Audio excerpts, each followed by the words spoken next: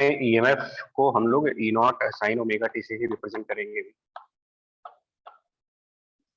ठीक है, क्या क्या फाइंड करना है पहले वो आपको बता दे। लाइक फर्स्ट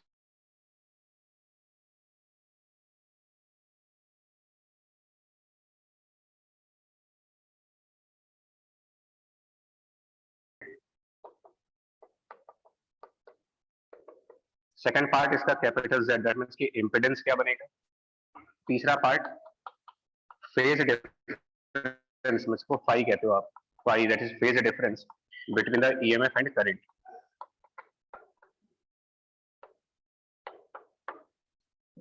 और चौथा पार्ट निकालना है कि इज देयर एनी रेजोनेंस।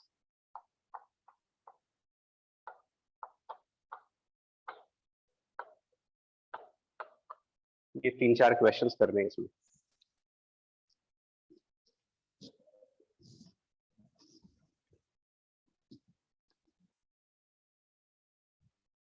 और इसको हम लोग करेंगे जानते किस तरीके से,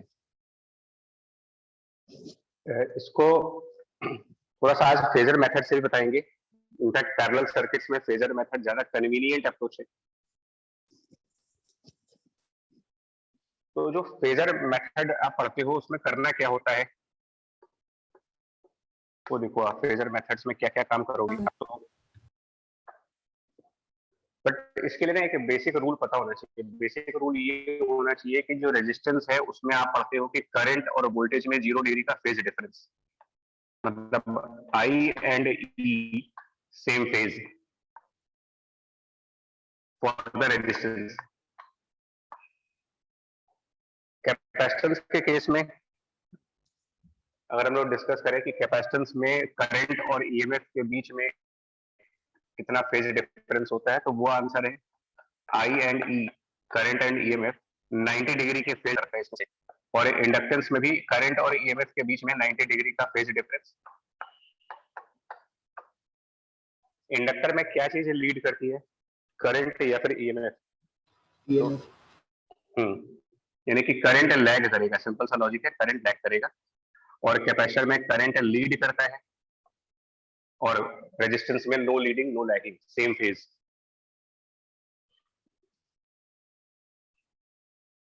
अब क्योंकि देखो इसमें स्टेप्स कैसे होंगे वो देखना आप, बिकॉज ये तीनों पैरेलल में है। पहला point, because of parallel combination, potential difference of resistor, potential difference of inductor and the potential difference of capacitor, ये तीनों हमेशा इक्वल बराबर मिलेंगे आपको, इक्वल, देखो क्योंकि ये पैरेलल कॉम्बिनेशन में। तो पॉइंट नंबर 1 आपका होगा कि वोल्टेज इन तीनों के लिए सेम होगा। Voltage will be same for all the three because ये तीनों पैरेलल में है। और दूसरा पॉइंट, पैरेलल में करंट डिस्ट्रीब्यूट होती है तो करंट सबके लिए अलग अलग आएगी।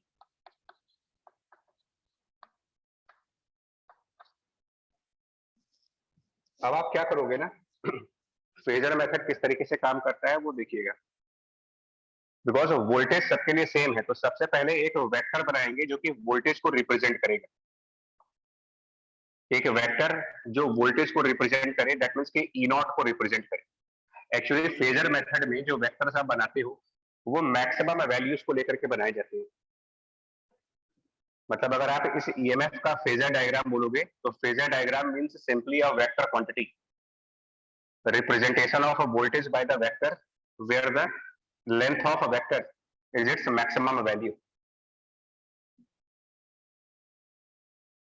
फिर अगर हम रेजिस्टेंस की बात करेंगे तो रेजिस्टेंस में जो करंट फ्लो करेगा, मतलब अगर यहाँ पर कुछ आई आर करंट फ्लो करता हो, यहाँ पर आई एल करंट और यहाँ पर आईसी करंट, तो आप थोड़ा सा ध्यान से देखिएगा। जो करंट रेजिस्टेंस में जाएगी वो ईएमएफ के साथ सेम फेज में, जिसका मतलब ये हुआ कि फेजर डायग्राम बनाते वक्त 0 डिग्री का एंगल, सेम फेज का मतलब फेजर डायग्राम जब आप ड्रॉ करिए तो 0 डिग्री एंगल पर, मतलब जिस डायरेक्शन में वोल्टेज का फेजर बनाया है, जिस डायरेक्शन में ईएमएफ का वेक्टर बनाया है, उसी डायरेक्शन में रेजिस्टेंस के करंट का वेक्टर, यानी सेम डायरेक्शन में आप एक वेक्टर बनाएंगे जो करंट ऑफ रेजिस्टेंस को इंडिकेट कर रहा होगा।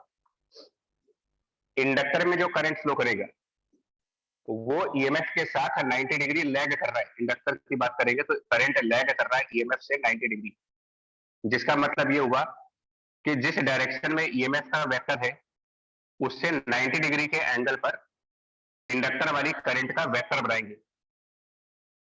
तो हॉरिजॉन्टल डायरेक्शन में अगर ईएमएफ प्लॉट किया है तो इससे 90 डिग्री, और लैग का मतलब होता है क्लॉकवाइज, और लीड करने का मतलब हुआ एंटी क्लॉकवाइज। तो करंट ईएमएफ से 90 डिग्री लैग कर रहा है, इसका मतलब ये हुआ करंट वाला वेक्टर ईएमएफ वाले वेक्टर से 90 डिग्री क्लॉकवाइज डायरेक्शन में।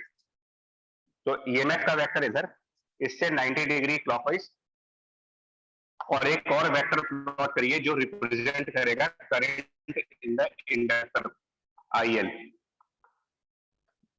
Then current in the capacitance जो कि ईएमएफ से लीड कर रहा है, मतलब कि कैपेसिटर के अंदर जो करंट जाएगी उसका जो वेक्टर बनेगा वो वेक्टर ईएमएफ वाले वेक्टर से 90 डिग्री एंटी क्लॉकवाइज डायरेक्शन में, यानी कि ऊपर की तरफ एक और वेक्टर प्लॉट करेंगे जो आई सी को डिनोट करेगा।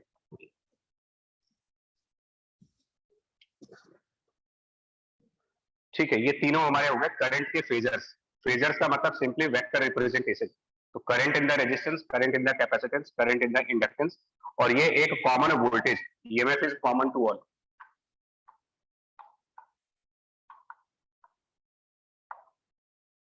इसके बाद अगर हमारे सोर्स से कैपिटल आई करंट जा रहा हो, यानी आई नॉट, तो फेजर मेथड क्या कहता है कि जो रेजिस्टेंस की करंट है, जो इंडक्टेंस की करंट है, और जो कैपेसिटेंस की करंट है, और वो भी कौन से करंट की बात कर रहा हूं मैं, तो इनके अंदर जाने वाले मैक्सिमम करंट्स की, रेजिस्टेंस के मैक्सिमम करंट, इंडक्टेंस के मैक्सिमम करंट, और कैपेसिटेंस की जो मैक्सिमम करंट है, और आई नॉट सोर्स से निकलने वाला मैक्सिमम करंट।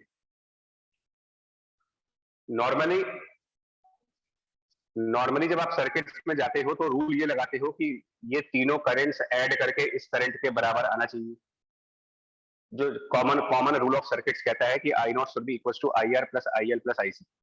वो यहाँ पर होल्ड नहीं करता, यहाँ पर हम करंट्स को इस तरीके से नहीं ऐड कर पाएंगे that I not is equal to I R plus I L and plus I C, क्योंकि ये तीनों मैक्सिमम करंट्स हैं और ये भी मैक्सिमम करंट्स है।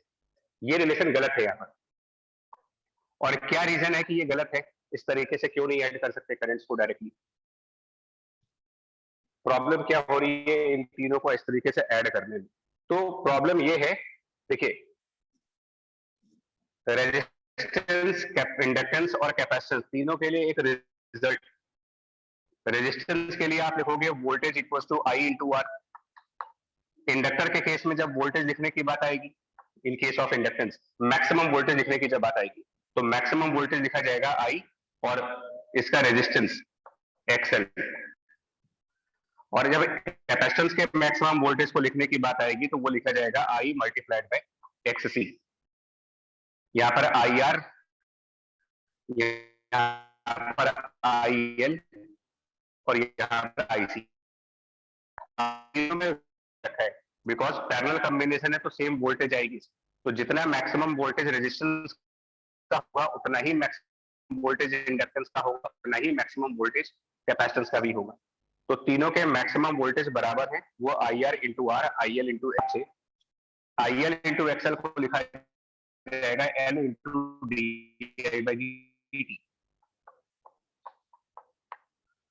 और आईसी इंटू एक्ससी को लिखा जाएगा, तो आईसी मतलब करंट इन दिस कैपेसिटेंस, उसको आप लिख सकते हो इंटीग्रेशन, मतलब Q by D Q by D T. तुम में से कोई बताएगा यार कि ऐसा क्यों नहीं कर पाएंगे? मतलब अगर आप लोगों को कोई आइडिया हो कि हम ये मैक्सिमम करंट से डायरेक्टली क्यों नहीं ऐड कर सकते कि इसकी मैक्सिमम करंट प्लस इसकी मैक्सिमम करंट प्लस इसकी मैक्सिमम करंट बराबर यहां से निकलने वाला मैक्सिमम करंट। इसमें गलती क्या है, मिस्टेक क्या है इसमें? मतलब हमें क्यों इस डायग्राम की जरूरत पड़ती है, फेजर डायग्राम की जरूरत क्यों पड़ती है हमें? सर वो टाइम का फंक्शन जा रहा है करंट, तो ज़रूरी नहीं किसी एक टाइम पे हमेशा मैक्सिमम ही मिले हमको। राइट सर, बिल्कुल। ये मतलब है इस चीज का फेज वाले का, कि ये ऐसा जरूरी नहीं है कि जिस टाइम पर रेजिस्टेंस में मैक्सिमम करंट है उसी टाइम पर इंडक्टर में मैक्सिमम करंट होगी और उसी टाइम पर कैपेसिटर में भी मैक्सिमम होगी। ये तीनों मैक्सिमम करंट सेम पर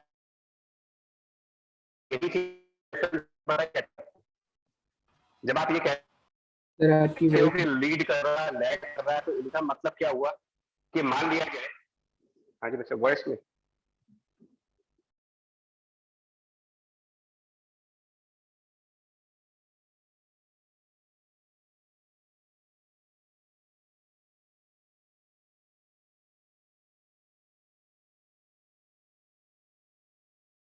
नेट का प्रॉब्लम है क्या?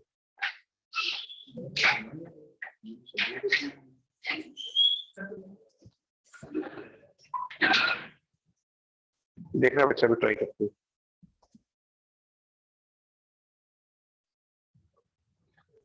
देखो इसका मतलब समझो यार, जैसे हम ईएमएफ की बात करें तो ये ईएमएफ तब मैक्सिमम होगा जब ओमेगा टी की वैल्यू 90 डिग्री हो।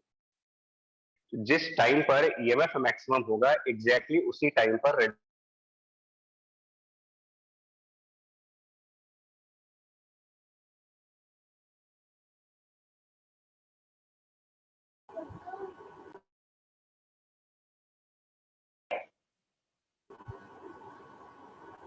सर आपकी वॉइस नहीं आ रही। सर नेट इंडक्टेंस में मैक्सिमम करंट होगी। सर कुछ समझ नहीं आ रहा। एक सेकंड रुकिए।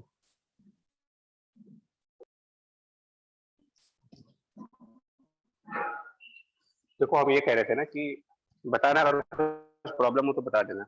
मैं ये कह रहा था कि यहाँ पर और यहाँ पर और यहाँ पर जो ये करंट मैक्सिमम वैल्यूज को अटेन करेंगे, ये एक साथ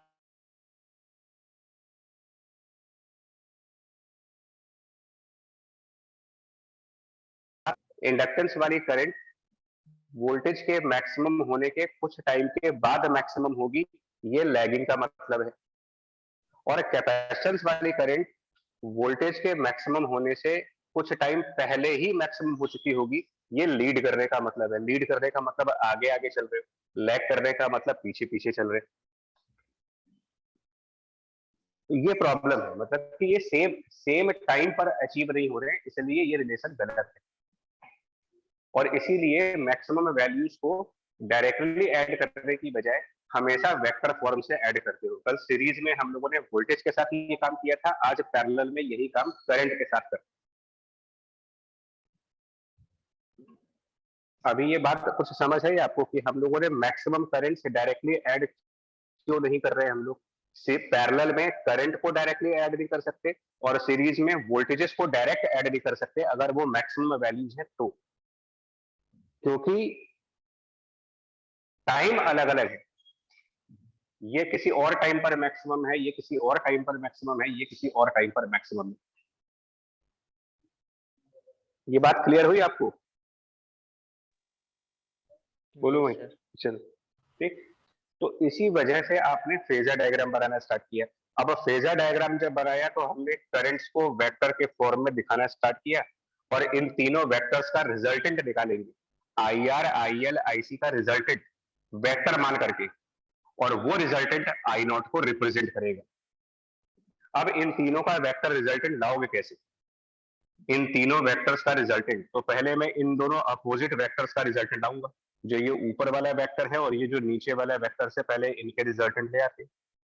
तो सपोज इनका रिजल्टेंट कुछ ऊपर की तरफ, वो डिपेंड करेगा कि आईसी की वैल्यू बड़ी है या फिर आईएल की वैल्यू बड़ी है, वो उस पर डिपेंडेंट है।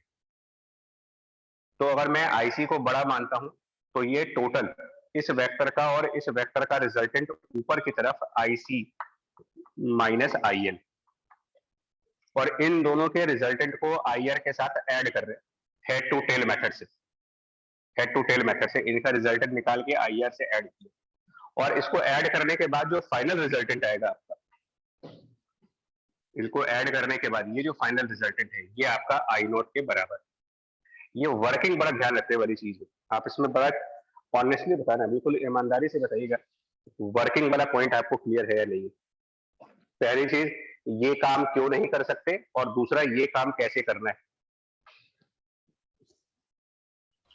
क्योंकि सारा इंपॉर्टेंट पार्ट यहीं पर है। यहाँ पर ये डायग्राम बनाना आ गया तो समझ लो आप सर्किट सॉल्व करना आ गया आपको। सर ठीक है, ये स्टेप। हाँ सर, वेक्टर रिजल्टेंट लेने में ये चीज कैसे एलिमिनेट हुई कि अलग अलग टाइम पे अलग अलग मैक्सिमम वैल्यूज आएंगी? बच्चा ये ऐसे होता है, देखो क्या होता है ना, जो आपके ट्रिग्नोमेट्री की आइडेंटिटी है, देखो मैं बता रहा हूँ उससे क्या है, सुनिएगा, एक पॉइंट ध्यान से सुनना।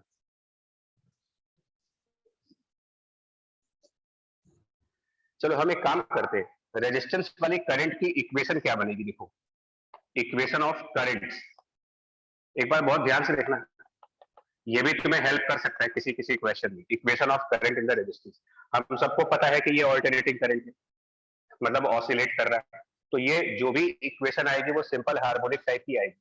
तो रेजिस्टेंस में जो करंट होगा उसको हम स्मॉल आई से लिख रहे हैं, small I is the current in the resistance. उसकी जो इक्वेशन बनेगी वो होगा maximum current capital I R, small I instantaneous और कैपिटल आई मैक्सिमम, ये डिफरेंस। और क्योंकि ये एसएचएम यानी कि ऑसिलेशन है तो आगे साइन ओमेगा टी। और जब आप ये कहते हो कि सेम फेज, तो जैसा एक्सप्रेशन ईएमएफ का होगा वैसा ही एक्सप्रेशन करंट का भी होगा। दोनों के एक्सप्रेशंस में कोई फर्क नहीं होगा, ये मतलब होता है सेम फेज का। जब आप similarly current in the capacitance दिखाओगे, करंट इनसाइड दिस कैपेसिटेंस, तो वो भी ऑल्टरनेटिंग है, वो होगा maximum current in the capacitance into sine omega T, जो कि ईएमएफ का एक्सप्रेशन है। और अब क्या करेंगे, 90 डिग्री लीड करता है करंट 90 डिग्री लीड करता है, तो इसका मतलब ये हुआ कि जो ईएमएफ की इक्वेशन है E not sine omega T, उसमें ओमेगा टी के आगे प्लस 90 डिग्री और ऐड हुए, जस्ट ये बताने के लिए कि ये करंट लीड कर रहा है। और सिमिलरली इंडक्टेंस की जो करंट होगी वो होगी maximum current IC, maximum current in the inductance sign omega T, और 90 डिग्री लैग करने का ओमेगा टी माइनस 90। क्या ये वाला स्टेप क्लियर है?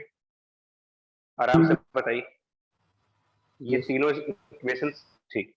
अब अच्छा, क्योंकि ये फंक्शन ऑफ टाइम है, मतलब कि ये करंट किसी टाइम टी पर, ये करंट भी किसी टाइम टी पर, और ये करंट भी किसी टाइम टी पर, तो अगर यहाँ पर आप सेम मोमेंट पर इन तीनों में करंट्स देखते हो, सेम मोमेंट पर यहाँ करंट, उसी मोमेंट पर यहाँ करंट, उसी मोमेंट पर यहाँ करंट, और उसी मोमेंट पर यहाँ करंट, तो इंस्टेंटेनियस करंट्स को ऐड करने में कोई प्रॉब्लम नहीं, वो I R plus IC plus IL, no problem, because ये सब एक स्पेसिफिक टाइम के करस्पॉन्डिंग, जिस टाइम पर ये करंट है उसी टाइम पर ये करंट, उसी टाइम पर ये करंट। बट ये मैक्सिमम एक साथ नहीं आएगी। मैं एक बार वापस फेजर डायग्राम हटाता हूं, देखो क्यों नहीं आएगी, क्योंकि अगर आप इन करंट्स के ग्राफ ड्रॉ करो तो रेजिस्टेंस का ग्राफ साइन ओमेगा टी के हिसाब से चलेगा। तो ये वाली वैल्यू आपकी कैपिटल आई आर है, रेजिस्टेंस की maximum current. Capacitance sign omega T plus 90 which is cos omega T, sign omega T plus 90 becomes cos omega T, यानी कि कैपेसिटेंस की करंट का ग्राफ कॉस का ग्राफ आएगा। तो कॉस के ग्राफ के हिसाब से वो कुछ इस तरीके से चलेगा, और ये वैल्यू आपके कैपेसिटेंस की मैक्सिमम करंट है। आप क्लियरली ये देख सकते हो कि इनमें टाइम का डिफरेंस है, जिस टाइम पर रेजिस्टेंस का करंट मैक्सिमम हो रहा है उससे पहले कैपेसिटेंस की करंट मैक्सिमम हो चुकी है, इसी को लीड करना बोलते हो, कि वो पहले ही अपना मैक्सिमम अटेन कर चुका है। और इंडक्टर वाली करंट का ग्राफ अगर ड्रॉ करेंगे, वो साइन ओमेगा टी माइनस 90, ये माइनस कॉस ओमेगा टी बन जाएगी, माइनस कॉस ओमेगा टी, कुछ इस तरीके से। ये आपका आईएल है, यहां पर आप कह सकते हो आईएल, मैक्सिमम आईएल। तो ये मैक्सिमम वैल्यूज टाइम के अलग अलग वैल्यूज पर आ रहे हैं, सेम टाइम पर तो आ नहीं रही है, कभी अलग अलग टाइम पर आ रहे हैं। तो मैक्सिमम वैल्यूज को आप डायरेक्ट ऐड नहीं कर पाओगे, लेकिन इंस्टेंटेनियस वैल्यूज को तो डायरेक्ट ऐड कर सकते हैं। और अगर मैं इनको डायरेक्टली ऐड करूं, इन तीनों इक्वेशंस को डायरेक्टली ऐड करूं, देखो क्या बनना है, आई आर साइन ओमेगा टी, और यहां पर जब इन दोनों को ऐड करा जाएगा, यहां पर कॉस ओमेगा टी बनेगा, यहां माइनस कॉस ओमेगा टी बनेगा। तो जब इन दोनों को ऐड करेंगे, एक में cos ओमेगा टी, एक में माइनस cos ओमेगा टी, तो बेसिकली वो हो जाएगा IC minus IL and cos omega T. क्या ये सही है इक्वेशन? हाँ ना करते रहना, अगर जहां डाउट हो वहीं पर रुकिए। ठीक है ये चीज, आई स्मॉल आई बराबर I R sine omega T IC minus IL cos omega T, इन तीनों को ऐड करके। Yes sir. है ना? अब आप लगाओ ट्रिग्नोमेट्री की आइडेंटिटी, जिसमें ये कहते हो कि a sin theta plus b cos theta की मैक्सिमम वैल्यू क्या होगी। तो a sin theta plus b cos theta का अगर आपको मैक्सिमम निकालना है तो ये root of a square plus b square है। तो सिमिलरली अगर मुझे इसकी मैक्सिमम वैल्यू निकालनी है तो क्या लिखूं मैं? यहाँ पर स्मॉल आई की मैक्सिमम वैल्यू क्या लिखेगी?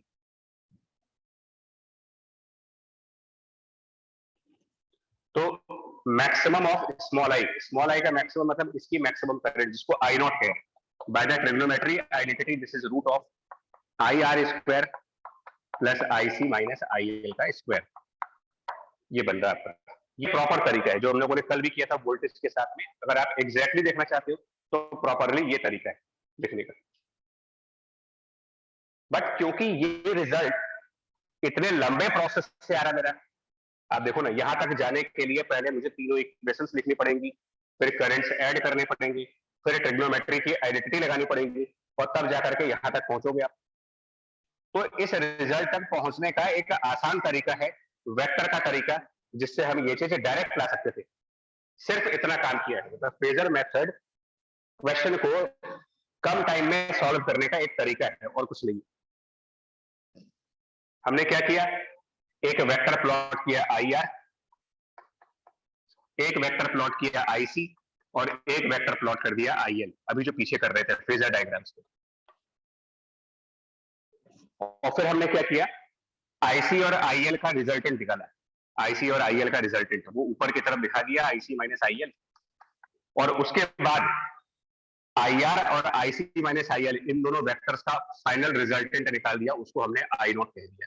क्या ये डायग्राम मुझे डायरेक्टली ये रिजल्ट प्रोवाइड नहीं कर रहा है? ये डायग्राम से डायरेक्ट ये चीज नहीं आ जाएगी। तो जो आपने इतना टाइम कंज्यूम किया कि इक्वेशन लिखी, उसके बाद हमने फेज एंगल्स बनाए उनके, फिर ऐड किया, ट्रिग्नोमेट्री का यूज किया, तब जाकर के यहां तक पहुंचे, वो डायरेक्टली आ जाता है यहां से।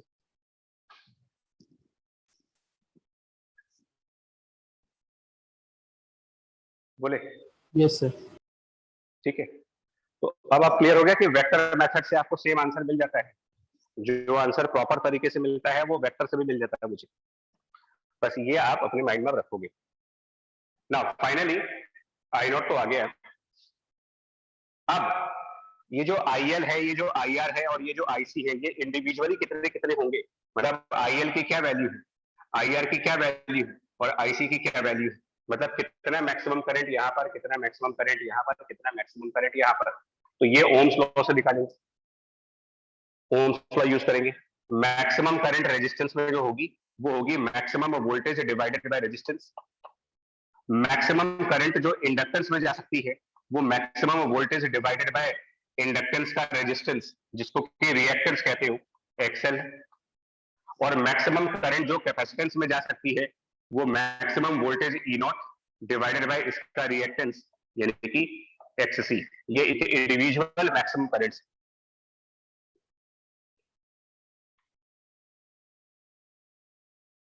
ठीक है, नाउ अब आप एक काम करो, यहाँ पर IR की वैल्यू, IC की वैल्यू और IL की वैल्यू पुट कर दीजिए। IC की जगह E0 बाई XC, IR की जगह E0 बाई R, और IL की जगह E0 बाई XL। ये सब यहाँ पर पुट करेंगे, IR, IC और IL। और रखने के बाद जब ये चीज करी जाएगी तो एक रिजल्ट कुछ ऐसा आएगा, तो जब इन तीनों को यहाँ सब्स्टिट्यूट करेंगे तो आपको एक रिजल्ट कुछ ऐसा मिल जाएगा। I0 equals to E0 and square root of 1 by R square plus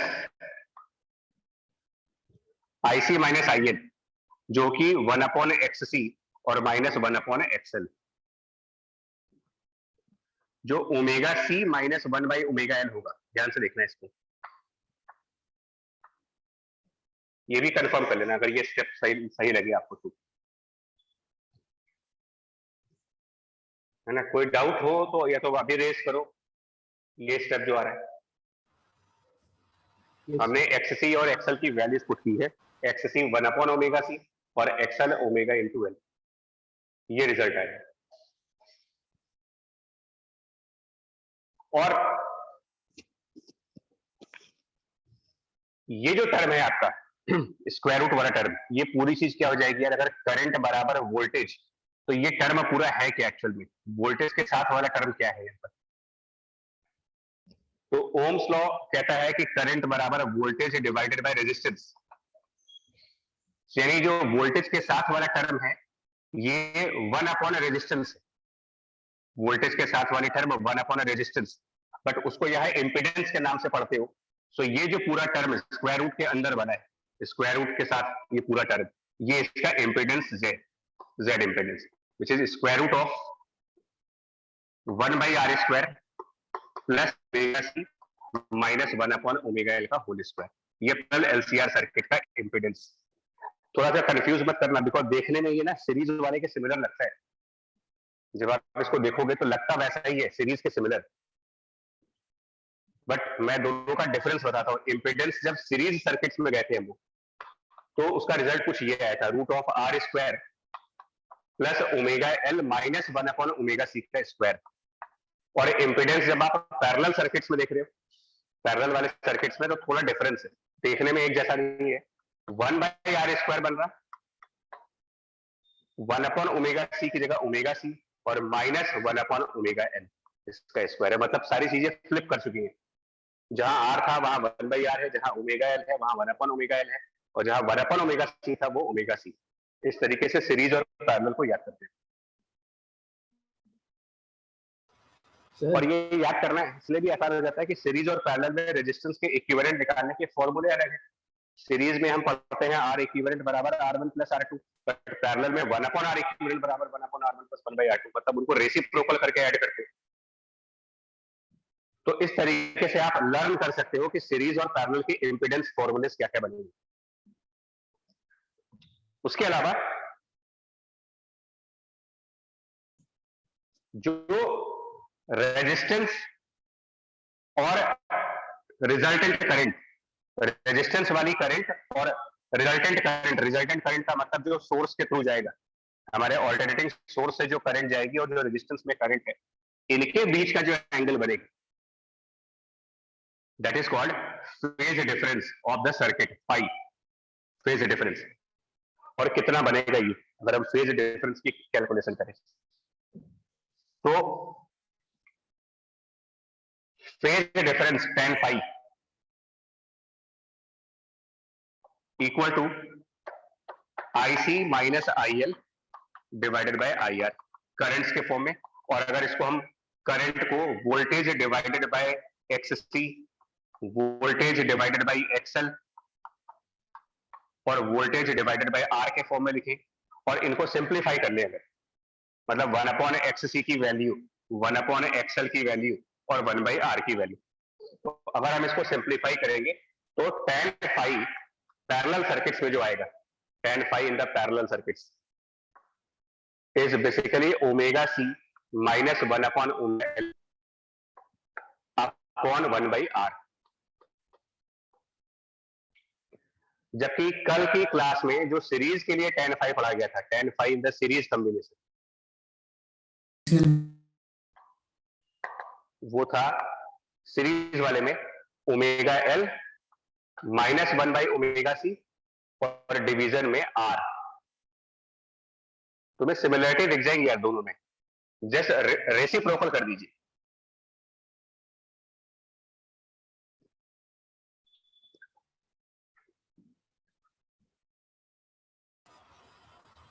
sir ये जो z वाला टर्म है वो रूट का वो रेसिप्रोकल नहीं होगा उसका सर, वो E0z हो जाएगा। नहीं, हाँ ये बच्चा ये गलती हुई, ये 1/z आया, सॉरी इट इज 1/z, सही बोल रहे हो आप। ये 1 अपॉन जेड यहां भी रेसिप्रोकल हुआ है इसमें पैरेलल वाले में।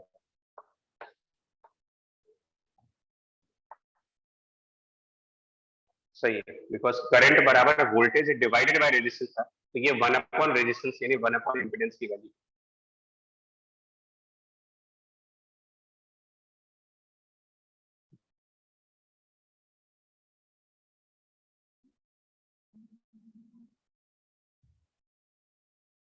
ठीक है, ये पॉइंट बताएं। Yes sir. अच्छा जी, एक पॉइंट और है, वो ये सीरीज और पैरेलल एलसीआर सर्किट्स में जो आई नॉट आता है, मतलब कि जो मैक्सिमम करंट आता है, वो ध्यान दीजिएगा जरा, आई नॉट की वैल्यू सीरीज वाले सर्किट्स में, ये कल की लेक्चर थी, E not divided by root of capital R square plus omega L minus 1 by omega C का स्क्वायर, ये सीरीज के लिए था। और यही आई नॉट जब पैरेलल सर्किट्स में हम लोग देख रहे हैं, तो हमारा आंसर है E not divided by root of E nought into root of 1 by R square plus omega C minus 1 by omega L का होल स्क्वायर, ये आंसर आ रहा है। नोटिस करना है एक चीज, यहां पर अगर ओमेगा की value 1 by root L C, जिसको कि रेजोनेंट फ्रीक्वेंसी कहा था सीरीज के लिए,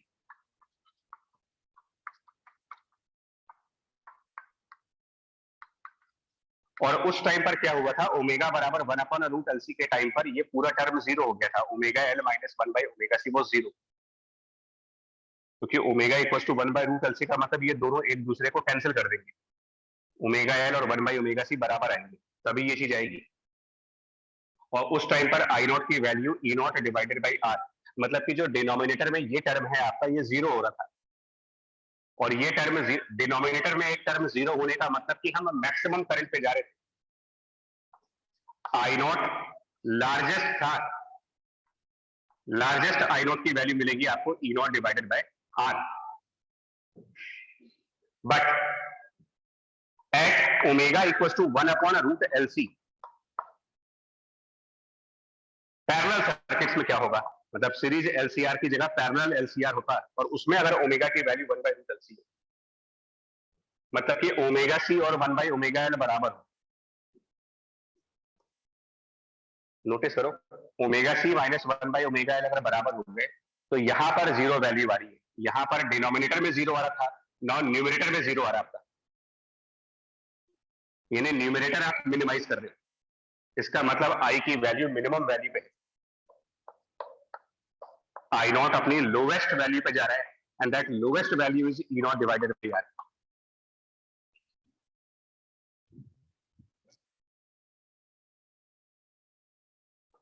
क्योंकि आई नॉट लोवेस्ट है, तो ये रेजोनेंट फ्रीक्वेंसी हो ही नहीं सकता, बिकॉज रेजोनेंस फिनोमेना तब डिफाइन होता है जब एम्पलीट्यूड काफी लार्ज होने लगे, एम्पलीट्यूड सबसे लो कर रहे हो आप, it can not be the resonant frequency, but हाँ करंट उतना ही है जितना कि सीरीज वाले सर्किट्स में मिल रहा था, दोनों में ई नॉट बाई आर आ रहा है, बट ये largest possible value of current है, ये lowest possible value of current, ये जो डिफरेंस है सीरीज और पैरेलल।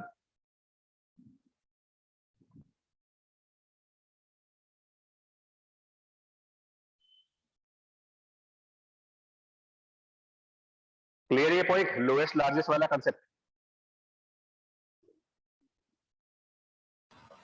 बोलो डिफरेंस।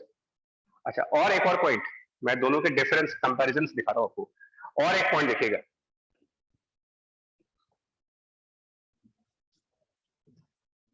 रेजोनेंट फ्रीक्वेंसी से पहले, मतलब कि omega equals to omega resonant, यानी omega equals to 1 by root LC कह लीजिए, इस फ्रीक्वेंसी पर omega less than 1 upon root LC पर, और omega more than 1 upon root LC पर,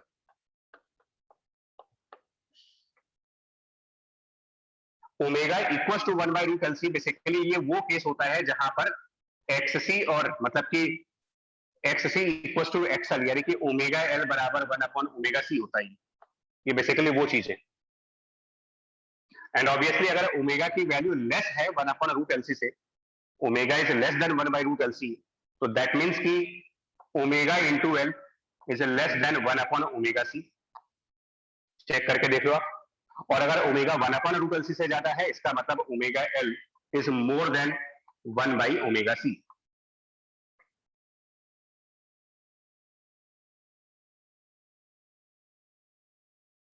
अब इसका मतलब क्या आएगा?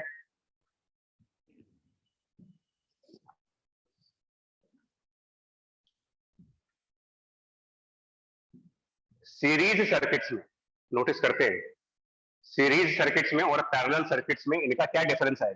मतलब अगर मैं कहूं कि ओमेगा एल की वैल्यू लेस देन 1/ωc है, तो जो करंट निकलेगा और जो वोल्टेज है ये लैग करेगा, मतलब करंट वोल्टेज से लैग करेगा या फिर करंट वोल्टेज से लीड करेगा, अगर ये पैरेलल सर्किट है तो। और अगर ये सीरीज सर्किट है तो क्या चीज लीड करती है और क्या चीज लैग करती है? क्योंकि omega L equal to 1/ωc वो केस होता है जब आपका, देखो अगर ओमेगा एल बराबर 1/ωc है, ओमेगा एल बराबर 1/ωc, तो आप किसी भी फॉर्मूले का यूज कर लीजिए, फाई की वैल्यू 0 आएगी। यानी कि इस केस में फेज डिफरेंस 0 है। किसके बीच का फेज डिफरेंस? जो सोर्स वाला वोल्टेज है और जो सोर्स वाली करंट, इनके बीच फेज डिफरेंस 0। बट उसके पहले अगर हम बात करें omega L less then 1/ωc पर, omega L more than 1/ωc पर, तो क्या रिजल्ट पड़ेगा?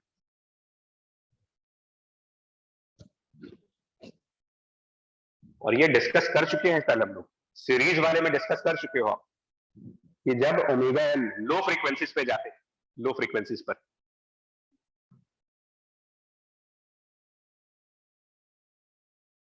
सर करंट लीड करेगी। करंट लीड करेगा किसमें, सीरीज में या पैरेलल में? सीरीज में। सीरीज में।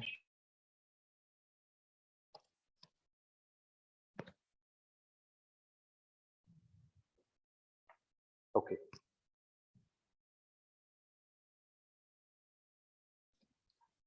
अच्छा, एक और बता देते हैं आपको। देखो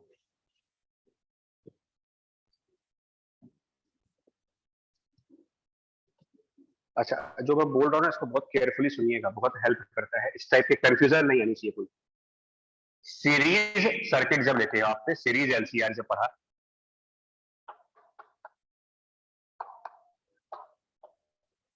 तो फेजर डायग्राम कैसे बनेगा आप बताओ? इसमें कौन सा पैरामीटर तीनों के लिए कॉमन चल रहा होगा?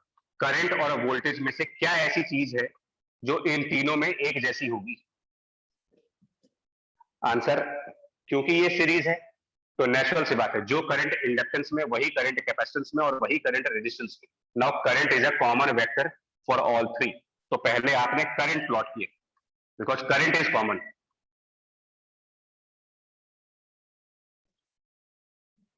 और पैरेलल सर्किट्स में जो यहां पर कर रहे थे आप, पैरेलल वाले डायग्राम्स में आप फेजर डायग्राम एक बार समझ लो, बहुत अच्छे तरीके से समझ लो आप फेजर डायग्राम। पैरेलल का जब फेजर डायग्राम बना रहे थे तो सबसे पहले मैंने ईएमएफ ड्रॉ किया था। जो चीज कॉमन है पहले वो प्लॉट करिए। पैरेलल में वोल्टेज कॉमन था तो वोल्टेज प्लॉट किया, सीरीज में करंट कॉमन है तो करंट प्लॉट किया। जो कॉमन है पहले उसको प्लॉट कर दीजिए। उसके बाद सीरीज में यहां अलग वोल्टेज आएगी, यहां अलग वोल्टेज आएगी, यहां अलग वोल्टेज आएगी, तो वोल्टेज प्लॉट करेंगे। रेजिस्टेंस की वोल्टेज उसी डायरेक्शन में दिखाइए जिस डायरेक्शन में करंट वीआर। कैपेसिटेंस की वोल्टेज, कैपेसिटेंस में वोल्टेज लैग करेगा तो वोल्टेज ऑफ कैपेसिटर नीचे, और कैपेसिटर इंडक्टेंस का वोल्टेज लीड करता है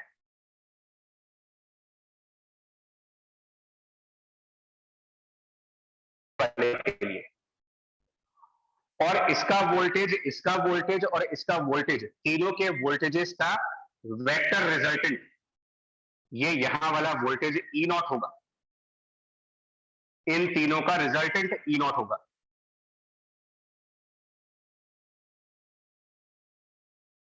और जिसको आप वी आर कह रहे हो वो एक्चुअल में है क्या? तो वो ओम्स लॉ के हिसाब से voltage is nothing but current multiplied by the resistance. जिसको हम वीसी कह रहे हैं वो क्या है? कैपेसिटेंस की maximum voltage, again Ohm's law, I naught into capacitance के करस्पॉन्डिंग एक्ससी लिखते हैं, VL I naught into XL.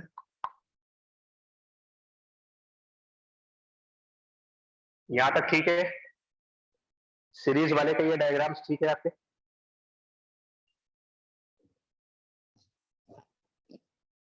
बोलो यस भाई। सर। ठीक है। अब कुछ एग्जाम नियर आ रहा है इसलिए फिर बोलो आपसे, थोड़ा सा इंटरेक्ट करो, बिकॉज नुकसान सिर्फ आपका होगा और किसी का नहीं। उसके बाद जब यहां पर फेजर बनाया था तो हम लोगों ने पहले करंट दिखाया, पहले इसमें IR प्लॉट किया, फिर हमने करंट ऑफ कैपेसिटेंस जो लीड करता है और करंट ऑफ इंडक्टेंस जो लैग करता है वो प्लॉट किया, और इसमें करंट कैलकुलेट करना है। IR बराबर E0 divided by R, IC बराबर E0 डिवाइडेड बाई XC और IL बराबर E0 डिवाइडेड बाई XL। अगर आप ध्यान से देखोगे तो दोनों जगह वर्किंग ऑलमोस्ट सेम जैसे, फेजर डायग्राम्स का फर्क है। और इसमें इन तीनों का रिजल्टेंट, इसके वोल्टेज का रिजल्टेंट E0 के बराबर, और पैरेलल में इन तीनों करंट्स का रिजल्टेंट यहां वाली करंट के बराबर। अब आप बताओ, अगर ओमेगा एल 1/ओमेगा c से छोटा है, ओमेगा एल की वैल्यू 1/ओमेगा c से छोटी है, तो VL और VC में से कौन सी वैल्यू छोटी आएगी? देखो, ओमेगा एल मतलब XL और 1/ओमेगा c मतलब XC। XL छोटा है, XL की वैल्यू कम है, XC की वैल्यू ज्यादा है, VL की वैल्यू कम हुई, VC की वैल्यू ज्यादा हुई। ये वेक्टर छोटा हुआ, ये वेक्टर बड़ा हुआ, छोटा वेक्टर बड़ा वेक्टर, रिजल्टेंट नीचे, इन दोनों का रिजल्टेंट नीचे, और अगर इन दोनों का रिजल्टेंट नीचे जाएगा तो ओवरऑल रिजल्टेंट कुछ ऐसे आएगा, और जो ओवरऑल रिजल्टेंट है वो E0 है, मतलब ये वाला वोल्टेज जो करंट वाले वेक्टर से नीचे चला गया, करंट वाले वेक्टर से नीचे गया। क्या बोलेंगे, कौन लैग कर रहा है इस टाइम पर? वोल्टेज का वेक्टर करंट वाले वेक्टर से क्लॉकवाइज डायरेक्शन में चला गया नीचे की तरफ, यानी कि ये लैग कर गया, करंट लीड कर गई। तो जब ओमेगा एल लेस देन 1/ओमेगा c है और सीरीज वाला सर्किट आप ले रहे हो, करंट लीड कर रहा है तो वोल्टेज लैग कर रहा है, करंट लीडिंग वोल्टेज लैगिंग। यहां पर सीरीज वाले में आई लीड कर रहा है। वही चीज अगर आप पैरेलल में देखो, जब XL की वैल्यू छोटी हुई XC से, XL छोटा, XC बड़ा है, XL छोटा होगा तो IL ज्यादा होगा, XC बड़ा होगा, IC छोटा होगा, मतलब कि IL ज्यादा, IL अगर ज्यादा IC से तो इन दोनों का रिजल्टेंट नीचे, यानी कि ओवरऑल रिजल्टेंट नीचे। आपकी बार करंट वोल्टेज से नीचे है, यहां वोल्टेज करंट के नीचे था, यहां पर करंट वोल्टेज के नीचे है, यानी कि करंट लैग कर रहा है। तो सेम कंडीशन पर, मतलब कि omega L less than omega C की सेम कंडीशन पर पैरेलल सर्किट्स में करंट लैग करता है, सीरीज सर्किट्स में करंट लीड करता है। पैरेलल वाले में करंट लैग करेगा, सीरीज वाले में करंट लीड करेगा जब ओमेगा लेस देन 1/√LC है। तो उल्टा चलता है, जस्ट अपोजिट बिहेवियर है।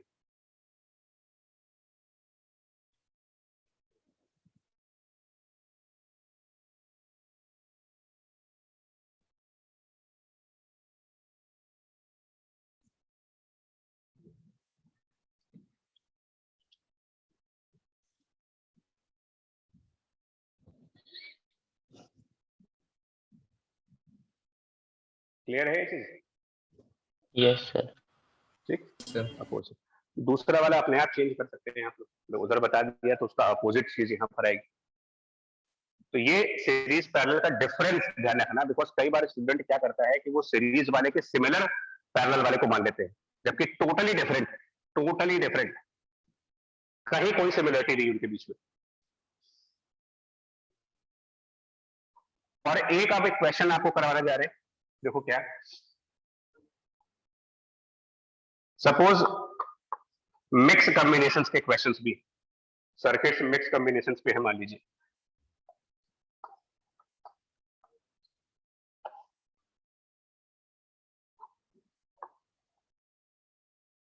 इस टाइप से, मतलब ये R1 और C है और ये R2 और इंडक्टर, मतलब RC और RL का पैरेलल कॉम्बिनेशन, RL सर्किट्स का पैरेलल कॉम्बिनेशन।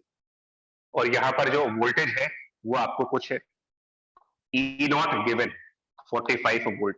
तो हम न्यूमेरिकल वैल्यू सिर्फ आपको वैसे दे रहे हैं, बट सिंबल्स में करेंगे। रेजिस्टेंस R1 हमारा 200 ओम दिया जा रहा है और R2 की वैल्यू 100 ओम। C और L की वैल्यूज, कैपेसिटेंस और इंडक्टेंस की वैल्यू 200 माइक्रोफैरेड और ये 3 मिली हेनरी।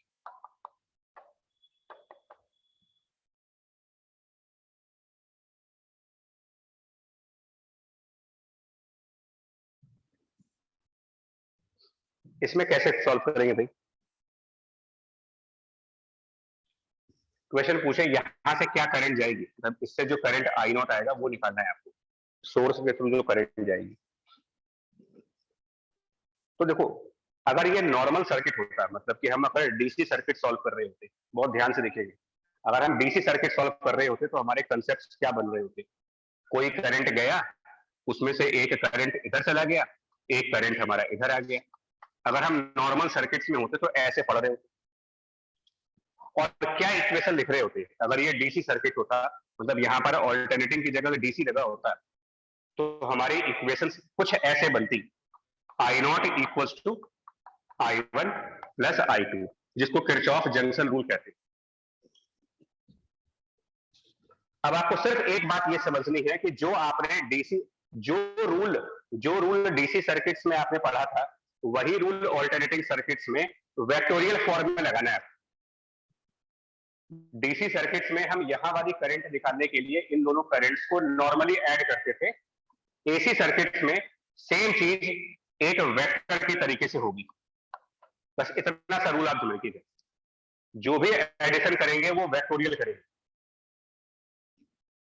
अब I1 और I2 इंडिविजुअली क्या है और उनकी क्या डायरेक्शन है?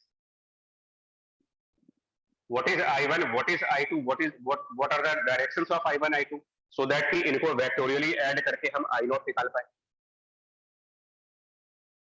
तो ये कैसे पता लगाएंगे? देखो, I1 की न्यूमेरिकल वैल्यू ये आप उससे निकालोगे जो कल डिस्कस हुआ था, E0 डिवाइडेड बाय, जो मेन फॉर्मूला है करंट निकालने का। सिर्फ एक फॉर्मूला हम लोग को पता है, that is E0 by root of R square plus XC minus XL का होल स्क्वायर। ऊपर वाले ब्रांच में रेजिस्टेंस है और कैपेसिटेंस है, इंडक्टेंस नहीं है। इस ब्रांच में कोई इंडक्टेंस नहीं है, तो यहाँ पर XL 0, और अगर XL 0 तो ऊपर वाली ब्रांच में जो करंट जाएगी वो जाएगी E0 divided bye R1 square plus XC का स्क्वायर, और नीचे वाली ब्रांच में जो करंट जाएगी यानी कि I2 करंट, तो RL सर्किट हुआ। RL सर्किट में XC को 0 कर देंगे, तो यहां पर करंट जाएगा E0 divided by root of R square plus XL का स्क्वायर। ये दो काम है। साथ में हमने एक और फॉर्मूला डिस्कस किया था आपसे, दैट वाज कि tan phi इक्वल्स टू, कल वाली क्लास की बात हो रही है, कल की, tan phi equals to omega L minus 1 by omega C divided by R। ये भी हमारा कल डिस्कस हुआ था। तो जो ऊपर वाली ब्रांच है और नीचे वाली ब्रांच, इनके फाई कैलकुलेट करेंगे, जिसका फिजिकल मतलब क्या होगा? फिजिकल मतलब, अब आप एक चीज देखो,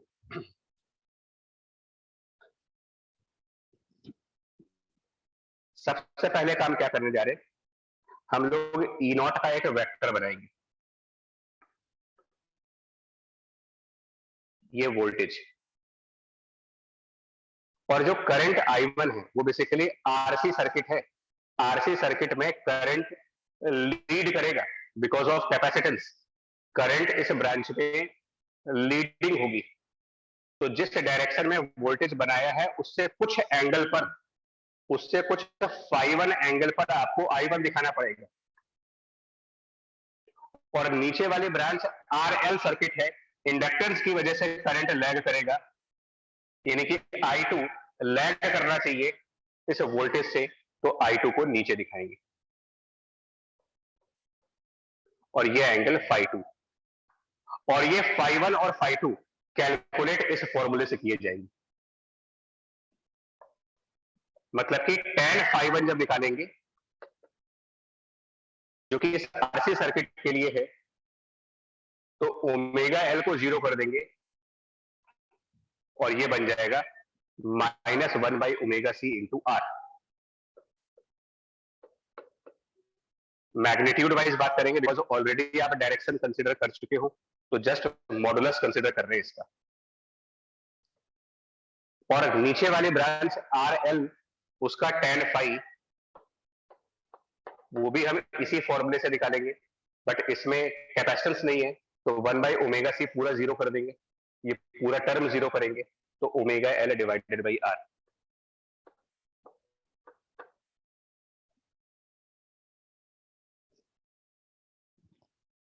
पहले आप यहां तक का बताओ, फिर आगे बढ़े, क्योंकि सबसे डिफिकल्ट पोर्शन पे यही सब आते हैं। Yes sir. इंडिविजुअल देखो, आपको सिर्फ ये 2 फॉर्मूले याद करने हैं। मैंने कल भी कहा था कि इन 2 से हमारा काम चल जाता है। सबसे पहले आपने आरसी को कैलकुलेट किया, करंट निकाला, उसका फाई निकाला, फिर हमने आरएल को लिए, सेम फॉर्मूला यूज किया, करंट निकाला, फाई निकाला। एक का नेगेटिव फाई आ रहा है, एक का पॉजिटिव फाई आ रहा है, जिसका सीधा सा मतलब ये है कि एक करंट लीड कर रही है और एक करंट लैग कर रही है। सिंपल सा मतलब उसका। अब आपको I1 और I2 को वेक्टोरियली ऐड करके I0 निकालना है, विच मीन्स कि जो I0 बनेगा वो होगा root of I1 square plus I2 square plus 2I1 I2 cos इन दोनों वेक्टर के बीच का एंगल φ1 प्लस φ2। ये आपका यहां वाला करंट है।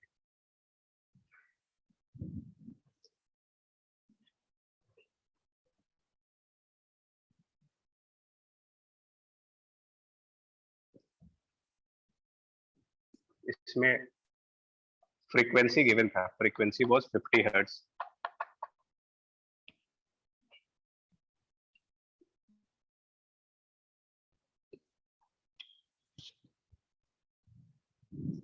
पूछ सकते हो, अगर कोई डाउट, हल्का भी डाउट है तो पूछ लीजिए, कोई भी प्रॉब्लम है डिस्कस कर सकते हो।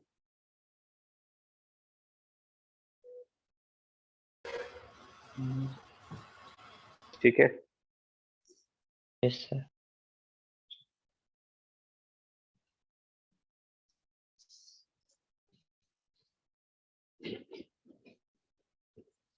तो ऐसे पैरेलल या मिक्स सर्किट्स उम्मीद कम होती है इन क्वेश्चंस की आने की, बट चांसेस है। एंड लास्ट में आपका आता है पावर का concept, power in alternating circuits. तो पावर ऑल्टरनेटिंग क्या है? पावर किसी भी सर्किट में पावर का एक ही फॉर्मूला होता है, voltage multiplied by current. It is a general formula for any circuit, it is voltage into current.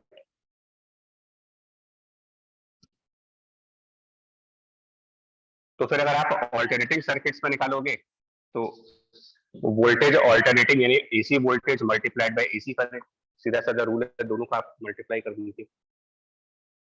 तो इसमें कोई नया कंसेप्ट नहीं है, कोई न्यू कंसेप्ट नहीं लगाने वाले हैं आप।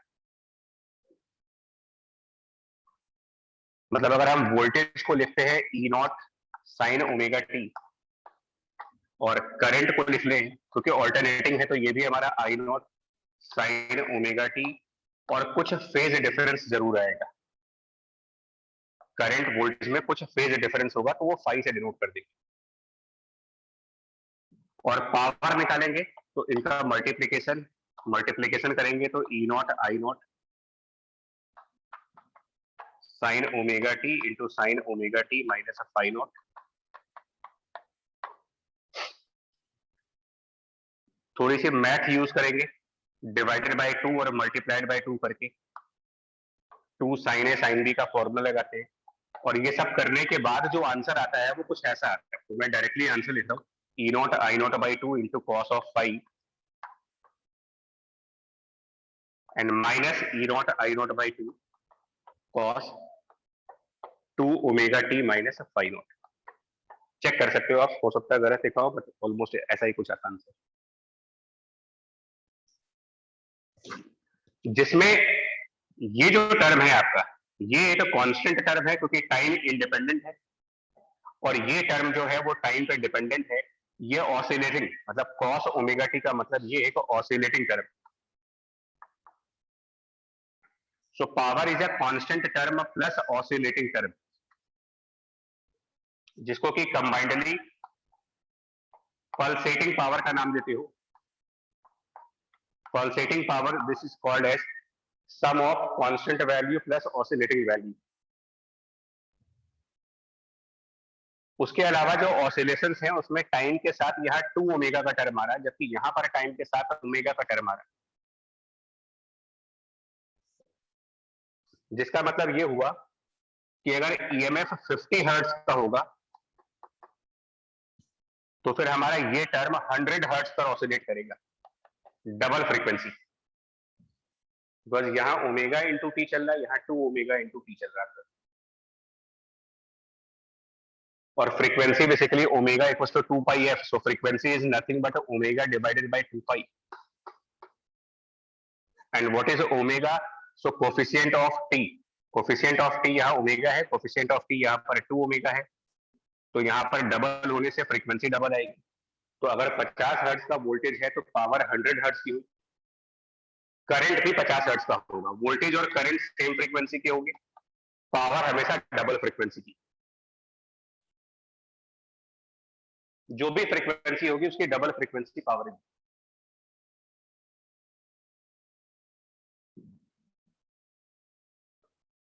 पर नॉर्मली हमारा इंटरेस्ट एवरेज पावर में होता है, तो एवरेज पावर जब कैलकुलेट करने की बात आएगी तो एज यूजुअल एक कांस्टेंट टर्म का एवरेज वैल्यू सेम आएगा, तो it is E not I naught by 2 times cos phi,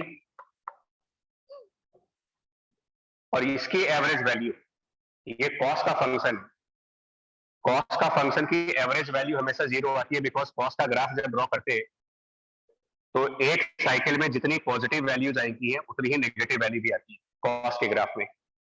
तो एक साइकिल में जितना पॉजिटिव उतना नेगेटिव, एवरेज वैल्यू 0, यहां पर इसकी एवरेज वैल्यू 0 है सेकंड टर्म की। इतना ही एक डेरिवेशन छोटा सा है, maximum voltage maximum current divided by 2 into cos phi, और बाकी सिर्फ इंफॉर्मेशन के लिए बता दें कि ये जो कॉस फाई है इसको आप पावर फैक्टर के नाम से पढ़ते हैं।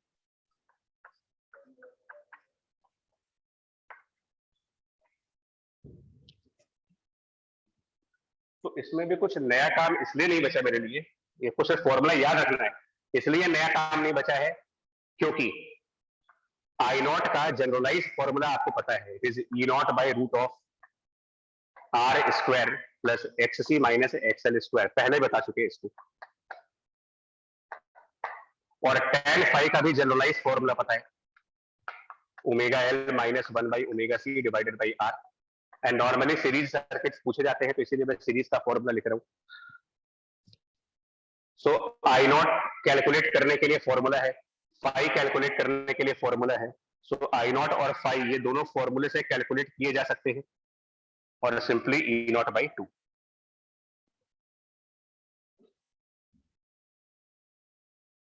और मेरे ख्याल से ना इसकी भी जरूरत नहीं पड़ेगी, अगर आप ध्यान से देखोगे तो इसकी कोई जरूरत होती नहीं है, ये सब करने की कोई जरूरत नहीं थी मुझे।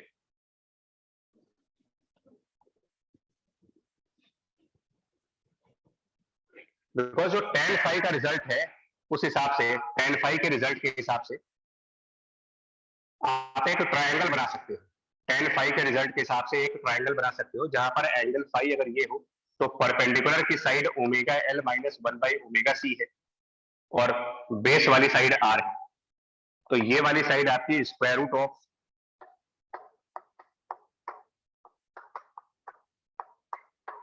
That is impedance Z I है और कुछ नहीं है।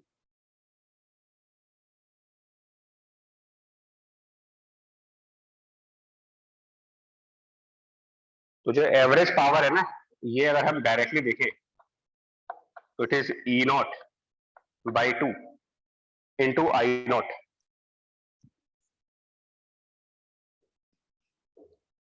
E not by 2 into I nought, और I not is E not divided by impedance, and cos phi is r upon impedance।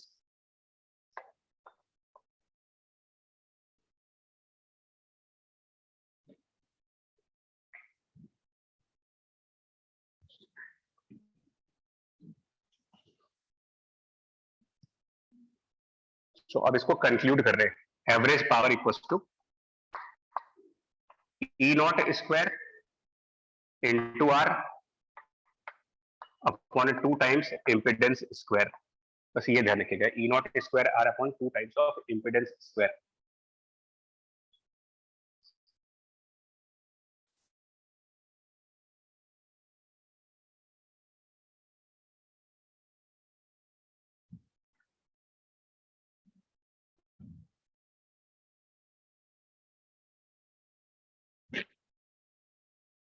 कोई डाउट इसमें?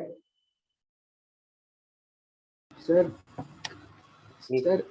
एलसी सर्किट में जो आर लेंगे वो हम लोग इंडक्टर कॉइल का रेजिस्टेंस लेंगे। नहीं, वो बता रहा हूँ। आप पहले ये बताओ, डेरिवेशन क्लियर हुई? Yes sir. चल, यस सर। बहुत जल्दी से हम कराएंगे, सारा कुछ करा रहे हैं आपको, फटाफट करा रहे हैं। तो क्या क्या सर्किट बन सकते हैं आपके पास? देखिए, circuit can have just resistance, nothing else, only resistance, only resistance, nothing else. क्या लिखोगे एवरेज पावर बताओ? ई नॉट स्क्वायर आर, आप फॉर्मूला पर ध्यान रखिए, अपॉन 2 इंपिडेंस क्या बनेगा इसका, ये टर्म आपका इंपिडेंस है। देखो, अब जो ये फॉर्मूला देखे ना, मैं फिर बोल रहा हूं तुम्हें, अगर आप एग्जाम में जा रहे हो, जेईई मेन का पेपर देने जा रहे हो, एक फॉर्मूला, दूसरा फॉर्मूला, तीसरा फॉर्मूला, बस दैट्स ऑल। इसके बियॉन्ड कुछ नहीं करना आपको। 3 फॉर्मूले याद रखिए। इंपिडेंस की वैल्यू, इसमें कैपेसिटर इंडक्टर कुछ नहीं है, एक्सएल एक्ससी 0, इंपिडेंस बराबर आर, तो जेड स्क्वायर की जगह आर स्क्वायर, हो गया आंसर इसका। सर्किट में सिर्फ कैपेसिटर है, only capacitance, nothing else, only capacitance, there is no resistance, R is 0। ये आर का मतलब एक्चुअल रेजिस्टेंस, ये आर का मतलब एक्ससी और एक्सएल से नहीं है, ये आर का मतलब सर्किट का एक्चुअल रेजिस्टेंस कितना है।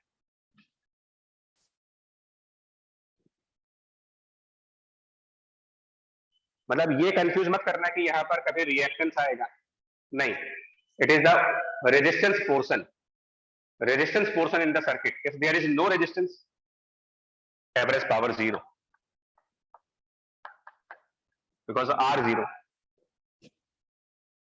और सिर्फ इसमें ही नहीं आएगा, ऐसा कोई भी सर्किट जिसमें रेजिस्टेंस है ही नहीं, सिर्फ इंडक्टेंस हो, तो भी यही आंसर आएगा। एल और सी का सर्किट है, inductance plus capacitance, but resistance नहीं है,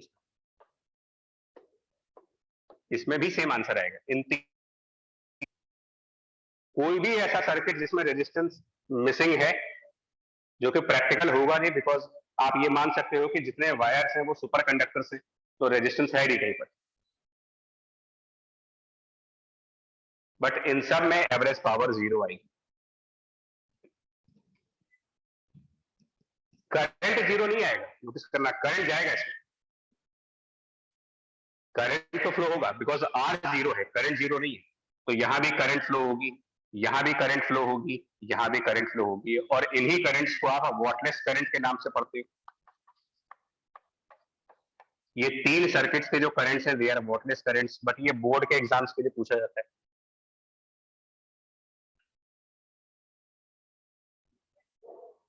आपको मान लो आरएल सर्किट की पावर निकालनी है, आरएल सर्किट, आरसी सर्किट, कोई भी सर्किट उठा लो, कंसेप्ट क्लियर है। Average power equals to E not square R upon 2, और ये आर में फिर बोलो, ये आर का मतलब, एक काम करते हैं, न्यूमेरिकल करके दिखाते हैं। मान लीजिए ई नॉट की वैल्यू 200 है, आर की वैल्यू 4 ओम, और लेट से एक्सएल की वैल्यू 3 ओम। तो यहां पर क्या लिखना चाहिए, देखो अब न्यूमेरिकली करके दिखा देता हूं। ई नॉट का स्क्वायर यानी 200 का स्क्वायर, कैपिटल आर मींस जो एक्चुअल रेजिस्टेंस है, जिगजैग फॉर्म में जो resistance 4 ohm, divided by 2 times square of impedance. Square of impedance ये है कैपिटल आर का स्क्वायर यानी 4 स्क्वायर, प्लस कैपेसिटेंस है नहीं इसमें तो एक्सएल का स्क्वायर 3 का स्क्वायर, ये एवरेज पावर आ जाएगी इसमें। क्या ये क्लियर है? Yes sir. राइट। ऐसे ही आप आरसी सर्किट में निकाल सकते हो, बट वहां पर एक्सएल की जगह एक्ससी यूज करेंगे। तो ये जनरलाइज फॉर्मूला है, आप कैसा भी सर्किट ले लीजिए ना आएगा आंसर यार।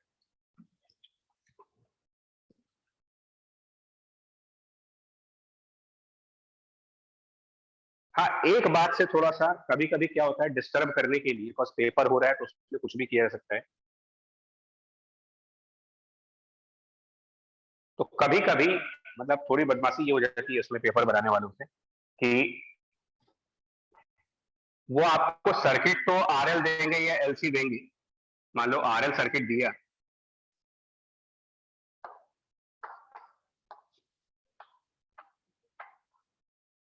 और यहां पे कहा नॉट असाइन ओमेगा टी है, ठीक है, लेकिन ये जो क्वाइल है इसका खुद का भी कुछ रेजिस्टेंस है। ये तो रेजिस्टेंस है ही, जो क्वाइल है जिसकी सेल्फ इंडक्टेंस है, क्वाइल में भी रेजिस्टेंस है।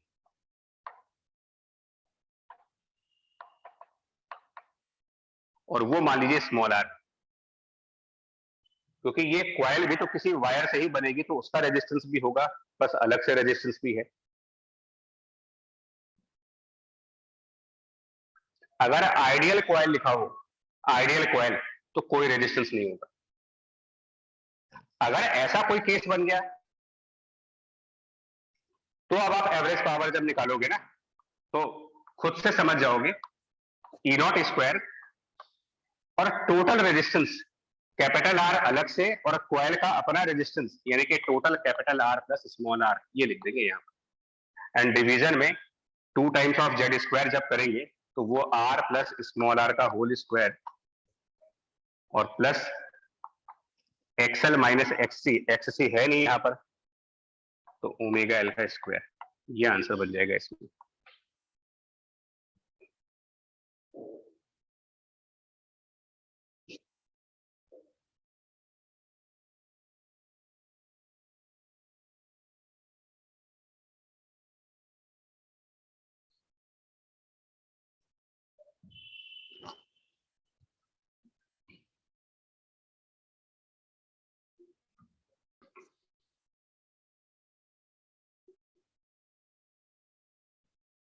ठीक है, यस सर। Yes sir. ठीक। और लास्ट में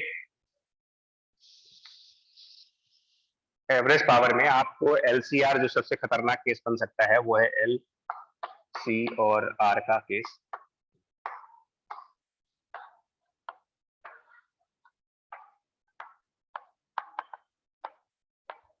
तो सपोज देखो फॉर्मूला ही यूज कर रहे हैं, कुछ कर रहा है नहीं इसमें। तो अगर मैं रेजोनेंट फ्रीक्वेंसी पर हूं यानी कि 1/√LC पर, तो एवरेज पावर क्या बनेगी इसमें इफ एट रेजोनेंट फ्रीक्वेंसी? याद करिएगा, रेजोनेंट फ्रीक्वेंसी पर एलसीआर सर्किट की जो एवरेज पावर होगी, बिकॉज रेजोनेंट फ्रीक्वेंसी का मतलब होता है एक्सएल और एक्ससी बराबर होंगे। फॉर्मूला सामने है, तो एवरेज पावर बराबर E not square R divided by 2 Z square, XL बराबर है XC 0, Z square is basically R square. हाँ, अगर हम रेजोनेंट फ्रीक्वेंसी पे नहीं है, फॉर अदर फ्रीक्वेंसीज जो कि रेजोनेंट फ्रीक्वेंसी नहीं है, इसको पी आर से डिनोट कर दे रहे, मतलब power at resonant frequency. Other frequencies पर, so power at other frequencies, तो हमारा आंसर आ जाएगा E not square into R divided by 2 और Z square XL minus X C, यानी कि omega L minus 1 omega C का square.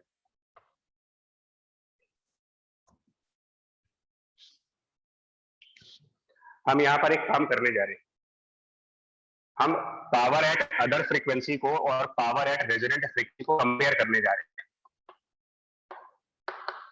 Power other frequency divided by power resonant frequency का comparison करने जा रहे हैं डिवाइड करके।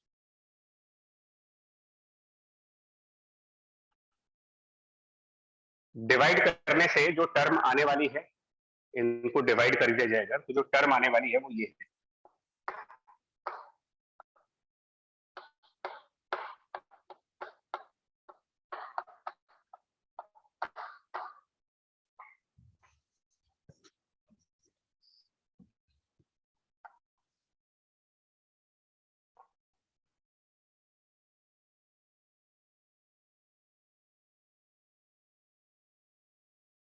ये तो आएगा, यस सर। ठीक है। इसको भी हम एक काम करेंगे, एक तो आप आर स्क्वायर से कैंसिल आउट कर सकते हैं, इसको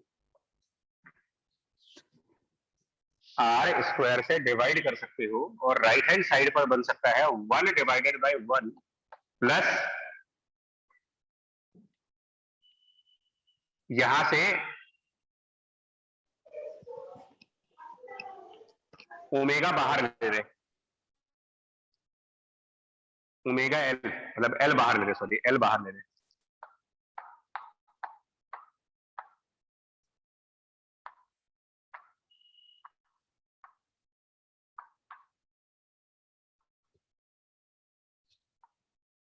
सर ये पूरा cos स्क्वायर पाई हो जाएगा। हाँ अब वो, हाँ बिल्कुल सही बात है, आप कह रहे हो, बिल्कुल 100% आप जो बोल रहे हो एग्जैक्टली सही है। इनफैक्ट ज्यादा बेटर यही होता, बिल्कुल अच्छा आइडिया है। ये पूरा पूरा cos स्क्वायर फाई है, तो power at other frequency is power at the resonant frequency into cos square phi. ये ज्यादा बेटर वर्ड है।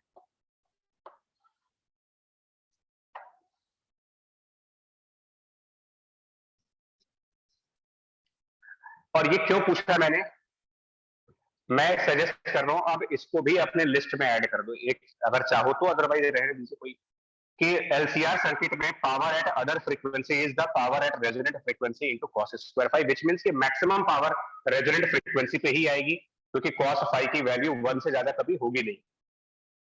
किसी भी अदर फ्रीक्वेंसी की पावर रेजोनेंट पावर से हमेशा कम आएगी। कभी कभी ऐसे भी क्वेश्चन पूछते हैं, एट विच फ्रीक्वेंसी, क्वेश्चन क्या होता है देखिए, eight which frequency power is half of power at the resonant frequency. ये पूछते हैं आपसे, कौन सी फ्रीक्वेंसी पे जो पावर होगी वो रेजोनेंट फ्रीक्वेंसी के पावर की हाफ, या कोई भी नंबर, हाफ जरूरी नहीं है, 1/3 होगी, 1/4 होगी, कोई भी number.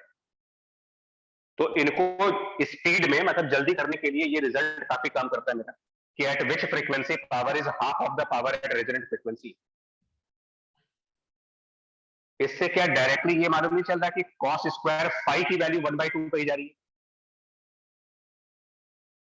if this Yes, sir. हाँ other power is half of resonant power, मतलब ये चीज रेजोनेंट पावर की आधी है, 50% है, तो मतलब cos स्क्वायर फाई 1/2 है, और cos स्क्वायर फाई 1/2 होने का मतलब कि फाई जो है वो 45 डिग्री है।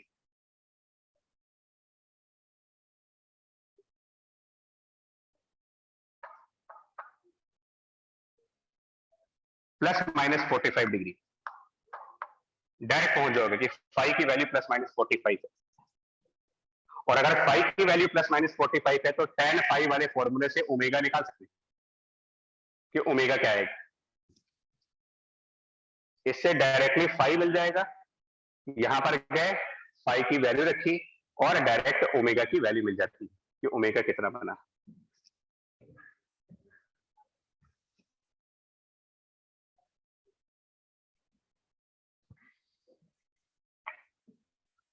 तो tan phi, if phi is plus minus 45, that means tan phi, let's say phi को अगर आप plus 45 लेते हो तो इसका मतलब omega L minus 1 by omega C की वैल्यू आर के बराबर, क्रॉस मल्टीप्लाई कर लेंगे, omega square L minus omega R minus 1 by C equal to 0, quadratic है, ओमेगा की value R plus minus root of 1 plus 4 L by C divided by 2l।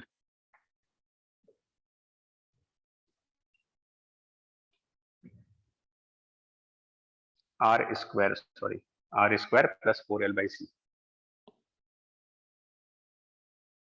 Obviously minus वाला answer देंगे नहीं क्योंकि minus वाले से ओमेगा नेगेटिव आ जाएगा, तो ओमेगा की वैल्यू में ये माइनस हटा दीजिए। ये आंसर 5 इक्वल टू 45 से मिलेगा आपको, और एक आंसर मिलेगा 5 इक्वल टू माइनस 45 से, तब यहां माइनस 1 आ जाएगा, यानी omega L minus 1 upon omega C की वैल्यू माइनस आर होगी।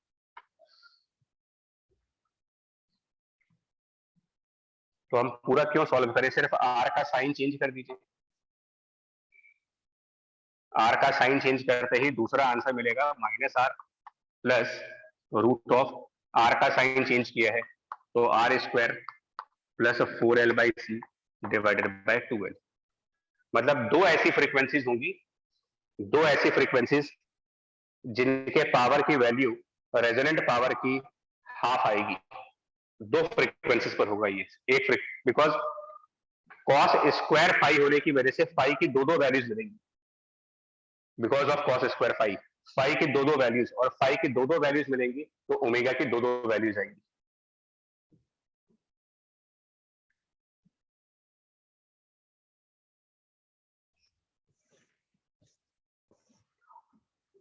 और ये हाफ बड़ा स्पेसिफिक नंबर मैंने चूज किया था, एक्चुअली हाफ का नंबर काफी स्पेसिफिक नंबर होता है। इन दोनों ओमेगा का जो डिफरेंस है, मतलब ओमेगा की एक वैल्यू ये और एक वैल्यू ये, इन दोनों फ्रीक्वेंसीज पर पावर की जो वैल्यू है, दोनों फ्रीक्वेंसीज पर पावर की वैल्यू रेजोनेंट की हाफ है। इन दोनों को हाफ पावर फ्रीक्वेंसी के नाम से भी पढ़ोगे, और इनका difference,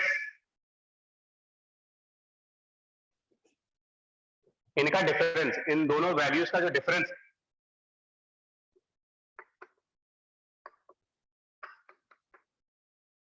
difference in the half power frequency, इसको हम बैंड विड्थ के नाम से पढ़ेंगे, एलसीआर सर्किट की बैंड विड्थ।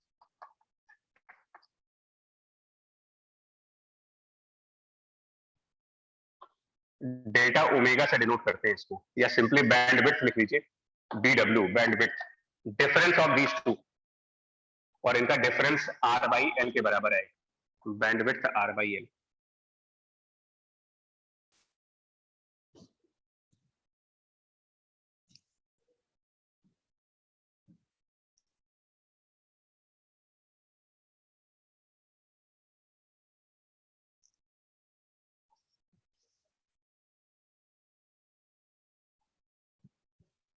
और resonant frequency omega resonant divided by this bandwidth को भी एक नाम दिया गया है, capital Q quality factor.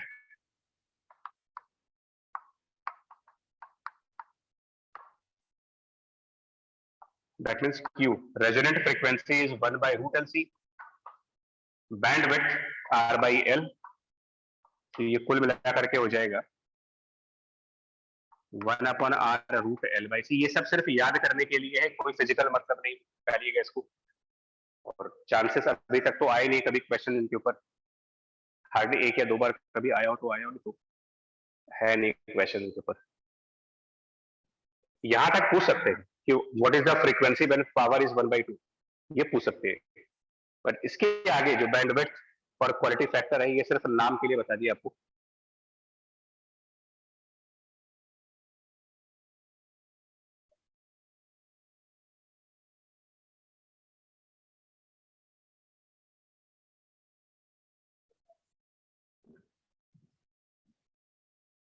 Right यार, इसमें कोई डाउट है? No sir. ये सिर्फ डेफिनेशन है, इसको मत पूछिएगा कि क्या है, ये कैसे है, क्यों है, ये सब मत पूछना, आपको बस डेफिनेशन है, ये आंसर है, ये आंसर, खत्म करें इसको। हाँ, ये जरूर आपको याद रखना पड़ेगा कि power other frequency is the power resonant frequency and cos square phi. इससे थोड़ी सी वर्किंग फास्ट हो जाती है आपकी। तो एक रिजल्ट ये हो गया, एक रिजल्ट ये हो गया, एक ये हो गया, एक ये और एक इम्पीडेंस, 3-4 ये रिजल्ट्स हैं जो आपके पूरे सर्किट्स को डिफाइन कर रहे हैं, ऑल्टरनेटिंग सर्किट्स को पूरी तरीके से कवर करते हैं, कंप्लीटली कवर करते हैं, एटलीस्ट मेंस लेवल तक। एंड इवन एडवांस लेवल में भी इसके बियॉन्ड नहीं है, ऐसा कुछ नहीं कि एडवांस लेवल में इससे ज्यादा कुछ जाएंगे वो। बस उस स्टेटमेंट को ध्यान रखिएगा कि जो वोल्टेज और करंट ऐड करने के रूल है वो वेक्टोरियल है, इस बात को हमेशा ध्यान रखिए। सर डायरेक्ट जो वोल्टेज और हाँ सर पूछो। जो क्वालिटी फैक्टर का वो ग्राफ दिया होता है सर एनसीईआरटी में। नहीं, वो क्वालिटी फैक्टर का ग्राफ नहीं होता बच्चा, वो ग्राफ क्वालिटी फैक्टर का नहीं है, जानते हो वो ग्राफ किस चीज का होता है? क्वालिटी फैक्टर एक्चुअली आप समझा ही नहीं सकते यार, क्योंकि ये इलेक्ट्रॉनिक्स का चीज है। जो ग्राफ आप पढ़ते हो वो ओमेगा वर्सेस आई नॉट है, और 1/√LC पर सीरीज सर्किट में आई नॉट मैक्सिमम होता है। ये कल ग्राफ हम लोगों ने प्लॉट किया था ऐसे करके, और इसकी मैक्सिमम वैल्यू E0/R है।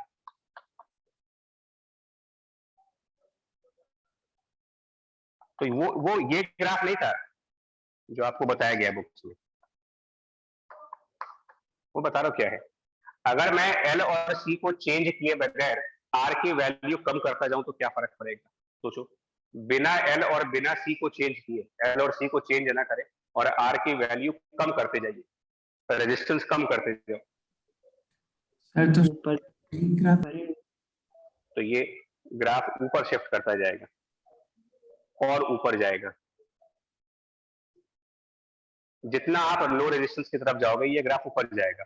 और सपोज करो मैं R = 0 कर दूं, तो R = 0, R 0, तो ये ग्राफ ना कुछ ऐसे बन जाते हैं, वो अलग से दिखा देते हैं। अब ये ग्राफ ऐसे बनते हैं कुछ इस टाइप से, ऐसा बन जाता है अगर आप R = 0 पे जाओगे, क्योंकि अगर R 0 और ये दोनों बराबर हो जाएं तो यहां भी 0 और यहां भी 0, I0 इनफाइनाइट पहुंच जाता है।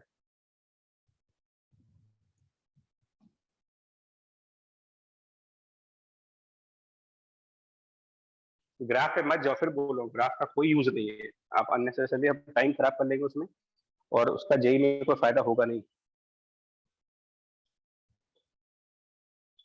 अभी के पेपर के लेवल के हिसाब से मैं फिर बोलूंगा, आप टाइम ना खराब करें, अभी के पेपर के हिसाब से 1 2 3 4 5 बस खत्म करिए, इतना ही याद करके जाइए।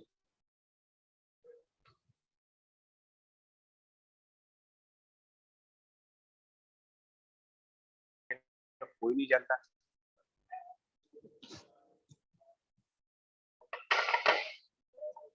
देखो